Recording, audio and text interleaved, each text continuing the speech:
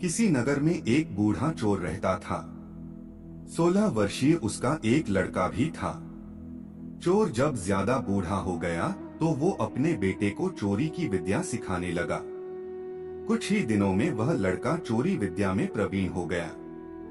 दोनों बाप बेटा आराम से जीवन व्यतीत करने लगे।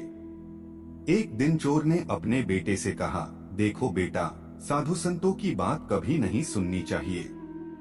अगर कहीं कोई महात्मा उपदेश देता हो तो अपने कानों में उंगली डालकर वहां से भाग जाना समझे। लड़का बोला, हाँ मैं समझ गया। एक दिन लड़के ने सोचा, क्यों न आज राजा के घर पर ही हाथ साफ कर दूं। ऐसा सोचकर उधर ही चल पड़ा। थोड़ी दूर जाने के बाद उसने देखा कि रास्ते में बगल में कुछ लोग एकत्र होकर खड़े हैं। उसने एक आते हुए व्यक्ति से पूछा, उस स्थान पर इतने लोग क्यों एकत्र हुए हैं? उस आदमी ने उत्तर दिया, वहां एक महात्मा उपदेश दे रहे हैं।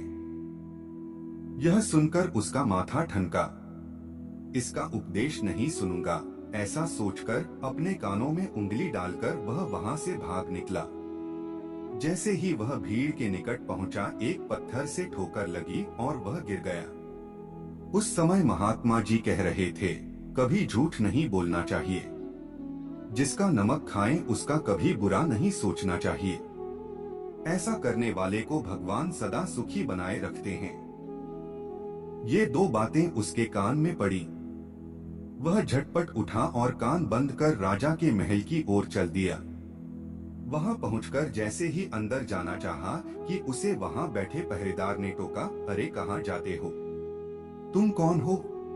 उसे महात्मा का उपदेश याद आया, झूठ नहीं बोलना चाहिए। चोर ने सोचा, आज सच ही बोलकर देखें। उसने उत्तर दिया, मैं चोर हूँ, चोरी करने जा रहा हूँ। अच्छा जाओ। उसने सोचा राजमहल का नौकर होगा, मजाक कर रहा है।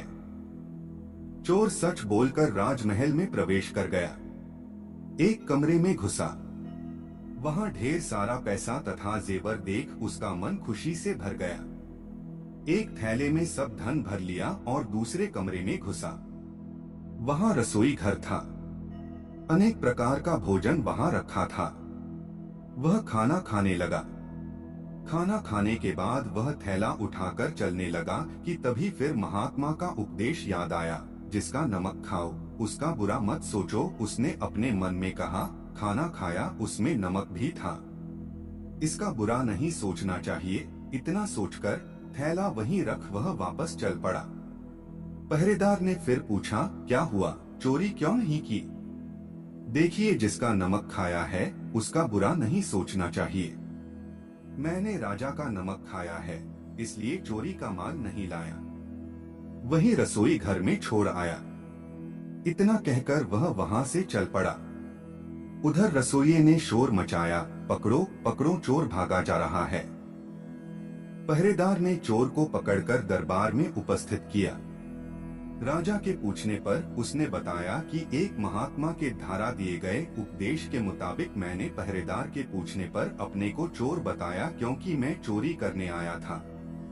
आपका धन चुराया, लेकिन आपका खाना भी खाया जिसमें नमक मिला था।